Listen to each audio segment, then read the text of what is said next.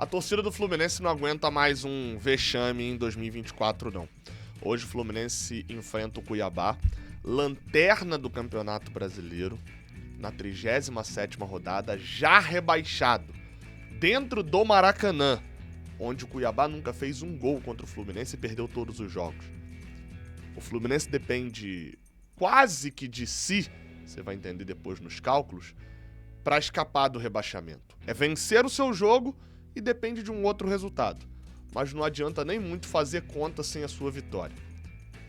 O Flamengo ajudou, o Corinthians ajudou e o Criciúma perdeu 2 rodadas seguidas. O Fluminense precisa agora fazer a sua parte. É óbvio que eu tenho ciência de que eu tô falando de um time que fez um pior início de campeonato da sua história, um dos piores da história do Brasileirão. É óbvio que eu tenho noção de que é possivelmente um dos times mais arrogantes da história do Fluminense, mais acomodados e que mais deu nojo na torcida de ver jogando. É óbvio que eu tenho noção de que eu tô falando de um time que não vence há 6 jogos. Que dos últimos 6 perdeu 2 e empatou 4.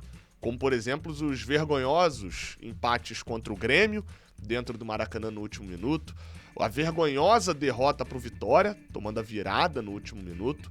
E claro, né, o empate com o Criciúma sem conseguir tirar o 0 do placar no Maracanã. Eu sei disso tudo, não tô negando nada disso não.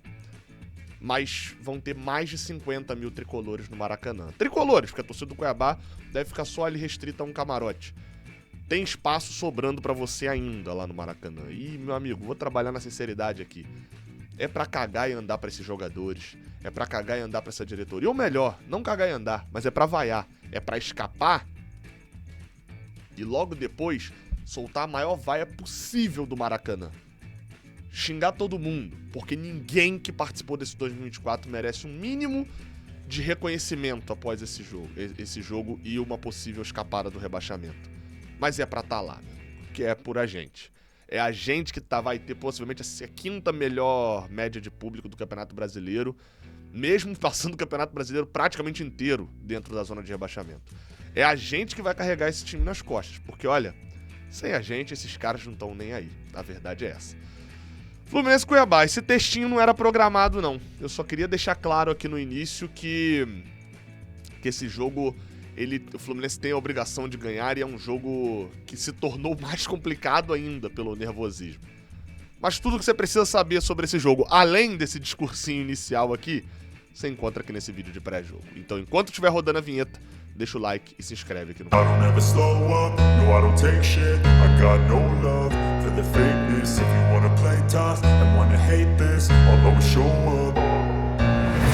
Eu sou o Gabriel Amaral, sou jornalista, sou tricolor. Se você não costuma acompanhar aqui o Raiz Tricolor, se inscreva, considere se inscrever, assista o vídeo até o final e veja todas as informações sobre a partida do Fluminense hoje. E vamos lá, cara, vamos falar um pouquinho sobre o jogo de hoje. Você sabe, no início aqui eu passo aquelas informações básicas pra quem de repente não tá ligado, aquelas informações que normalmente você lia no jornal, né, antigamente. O jogo é às 8 da noite, tá? Mesmo horário de Atlético Paranaense e Red Bull Bragantino, que daqui a pouco eu vou explicar o quanto que esse jogo importa pra gente.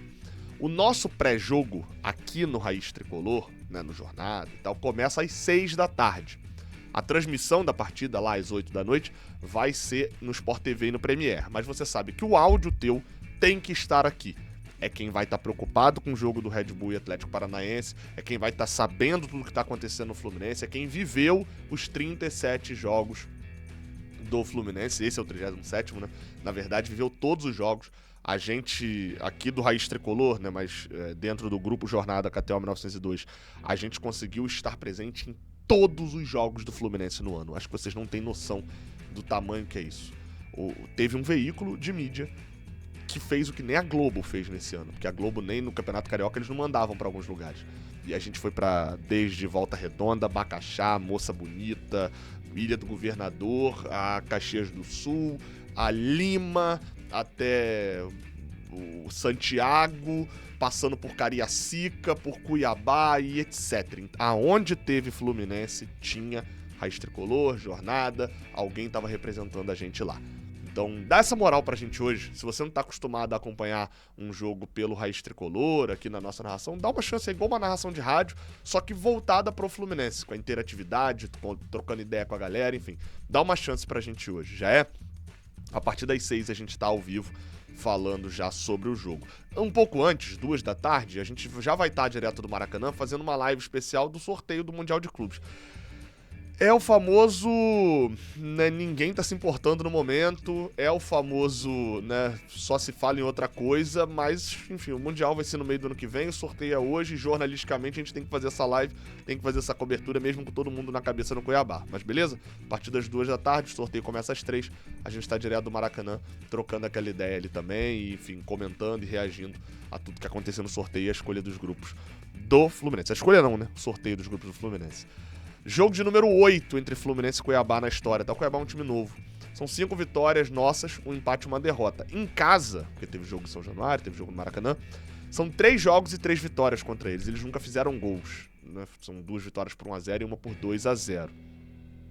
Fluminense vem pra esse jogo com alguns suspensos, né? Felipe Melo tá suspenso, tá fora do campeonato, né? Por conta de ter feito o símbolo de roubo após o Fluminense pipocar contra o Grêmio. E num pênalti que foi, né? Um pênalti que foi mesmo pro Grêmio. E o Paulo Henrique Ganso tá suspenso, porque tomou um cartão vermelho contra o Atlético Paranaense no último lance por um empurrão, que é bem verdade, não pegou no rosto, achei até que tinha pegado no rosto do Canóbio. Mas assim, pra que dar um empurrão naquele momento? Né? É impressionante, o Ganso tá fora desse jogo. Uma estatística, inclusive, muito ruim, que o Fluminense vai ter que quebrar. Um tabu que já dura 36 jogos, né? As 36 rodadas do Brasileirão, é que o Fluminense ainda não venceu sem Paulo Henrique Ganso nesse Campeonato Brasileiro. Na verdade, o Fluminense não conseguiu nem ele mesmo fazer um gol sem Paulo Henrique Ganso em campo nesse Brasileirão. No ano, a gente só venceu o Sampaio Corrêa pela Copa do Brasil e o Alianza Lima pela Libertadores no Maracanã. De resto, né? Toda vez que o Ganso não esteve em campo, a exceção lá do início do Carioca, né, que aí não tinha ninguém em campo, toda vez que o Ganso não esteve em campo, a gente não venceu. No Brasileirão foram 4 jogos. A gente perdeu por 2-0 pro Internacional e pro Cruzeiro, empatou 0-0 pro Corinthians, e o gol que a gente fez, né, que na derrota por 2-1 pro São Paulo, foi um gol contra. Né? Então assim, a gente vai ter que fazer algo que a gente não costuma fazer, que é jogar sem Ganso e jogar bem. Os cálculos, né, só para poder passar o cálculo básico, tá? Eu não vou me aprofundar muito, eu me aprofundei já num vídeo de ontem. Se for o caso, e eu espero que não seja, eu me aprofundo num vídeo nesta sexta-feira, beleza? Se for o caso, se for necessário, eu me aprofundo, mas vou passar aqui os cálculos do que pode acontecer com a gente escapando nessa quinta-feira. Vamos lá, a tabela tá aí na tela, tá? Já com os resultados, o Botafogo virtualmente campeão, né? Vai precisar só empatar com o São Paulo no Morumbi para poder, no Engenhão, perdão, para poder ser campeão do Campeonato Brasileiro. O Palmeiras ainda vai ter chance contra a gente na última rodada, mas o que nos importa é o seguinte: como que vai chegar nessa última rodada? Bem, vamos lá. Caso o Fluminense ganhe o Cuiabá por qualquer resultado, o Fluminense só escapa do rebaixamento se o Red Bull Bragantino não vencer o Atlético Paranaense. Então, o nosso primeiro resultado preferido é a vitória do Atlético Paranaense contra o Red Bull ou o empate. Mesmo se tiver um empate ou uma vitória do Atlético Paranaense, a gente se livra, inclusive se for por esse molde, o empate ou vitória lá, se a gente se livrar do rebaixamento hoje, significa que tá definido. Bragantino e Criciúma caíram. A outra possibilidade é uma vitória do Bragantino, com a gente vencendo, uma vitória do Bragantino. Bem, aí nesse caso, a gente vai para a última rodada, disputando para não cair com o próprio Bragantino, que enfrenta um Criciúma já rebaixado em casa, o Atlético Paranaense e o Atlético Mineiro, que se enfrentam lá na Arena MRV.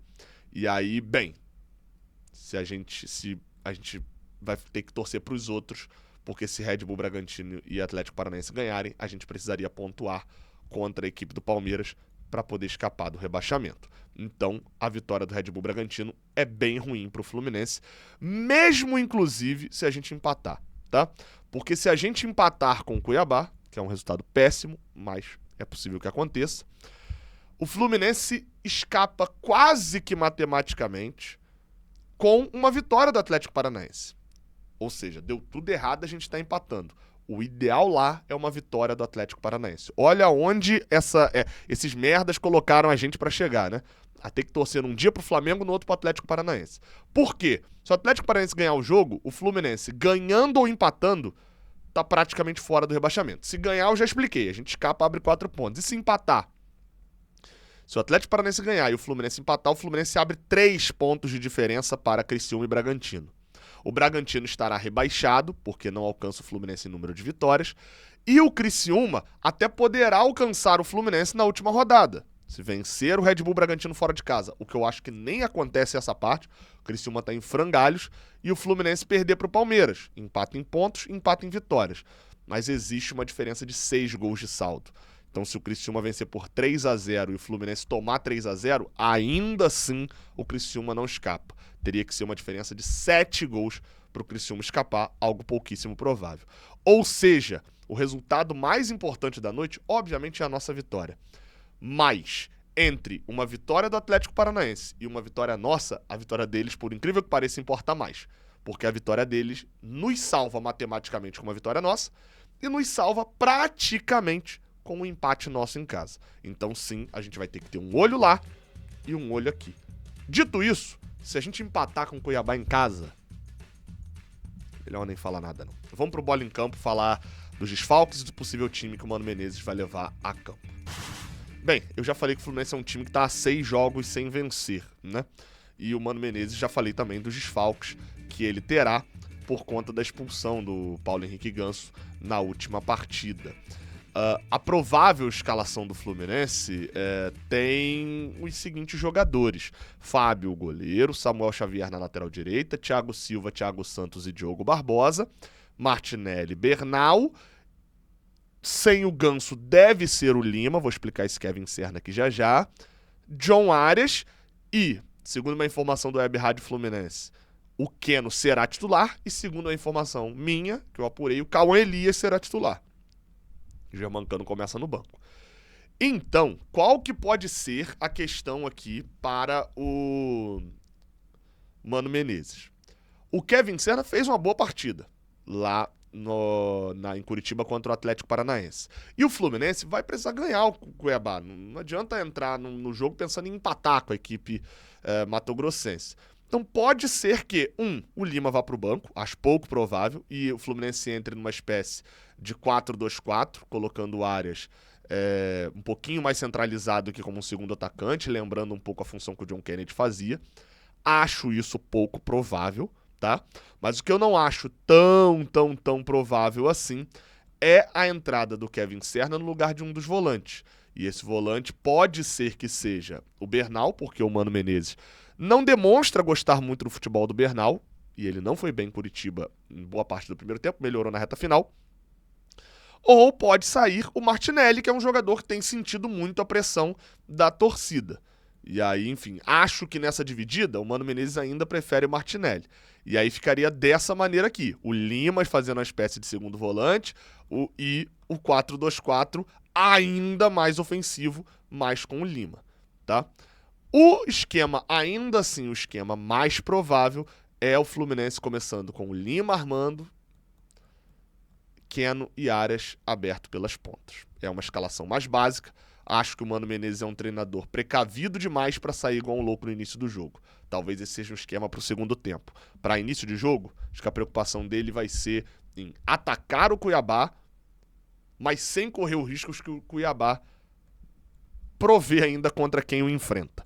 Apesar da campanha do Cuiabá ser um cocô, agora ele é lanterna do Campeonato Brasileiro, principalmente por conta dessa reta final, o Cuiabá vem muito mal, o Atlético Goianiense vem pontuando, ganhou Fortaleza, e o Cuiabá já não vence um joguinho sequer desde o jogo contra o São Paulo no dia 5 de outubro, então vem numa sequência muito ruim.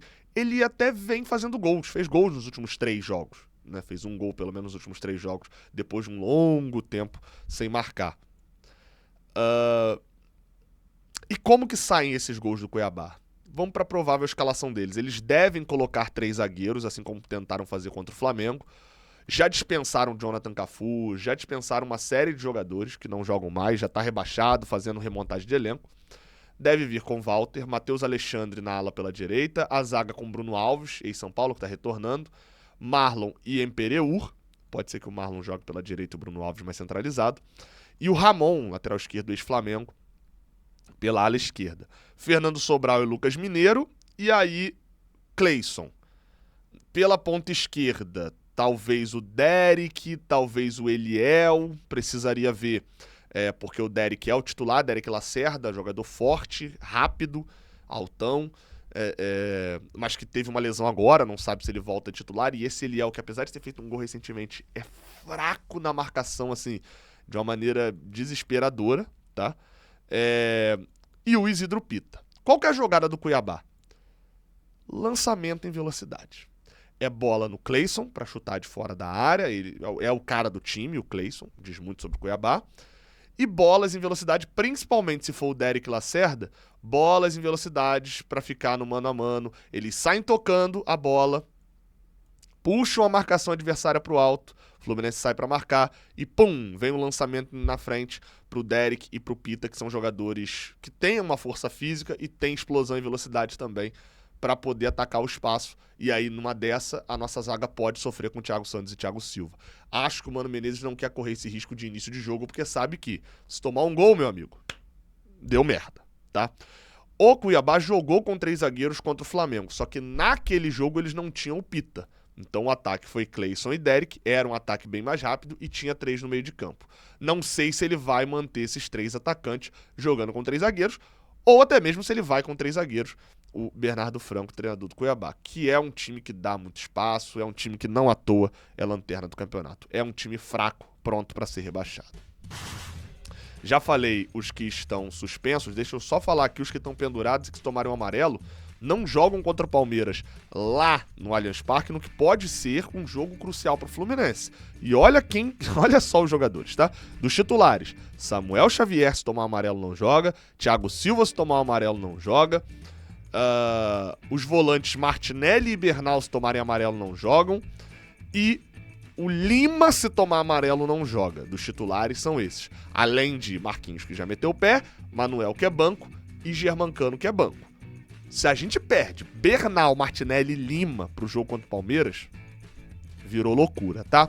Resta saber se o Mano Menezes vai continuar levando, vai testar dessa vez os moleques, o Isaac, o Riquelme e Felipe. A gente não sabe ainda se eles serão relacionados pro jogo aqui do Maracanã.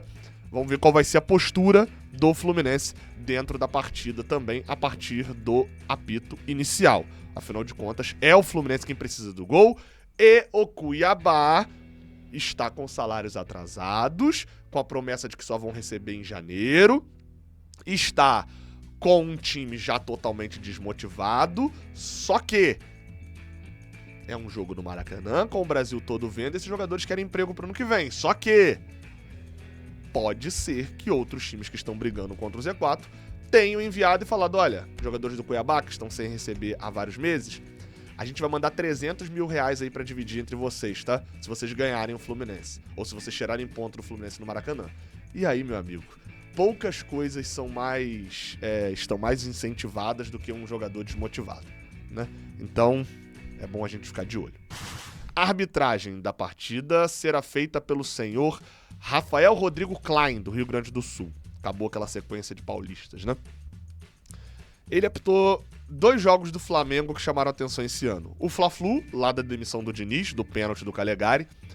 Eu já vi outros pênaltis sendo marcados dessa mesma maneira do Brasileirão, em que o jogador cai e bate na perna do jogador e do jogador adversário, e ele dá o pênalti. Enfim, uma merda. E ele também apitou a final Flamengo e Atlético Mineiro da Copa do Brasil. Tá? Também apitou o 3-1. Então, é um árbitro que vem ganhando alguma projeção, mas eu confesso que eu tenho poucas referências. Inclusive, esse Fla-Flu aí de junho é o único Fla-Flu, o único jogo do Fluminense na história que ele apitou. Eu espero que da próxima vez que eu voltar aqui no Raiz Tricolor em vídeo, eu esteja falando que a gente tá salvo. Eu não aguento mais 2024. A realidade é essa. Tamo junto. Até a próxima. Valeu.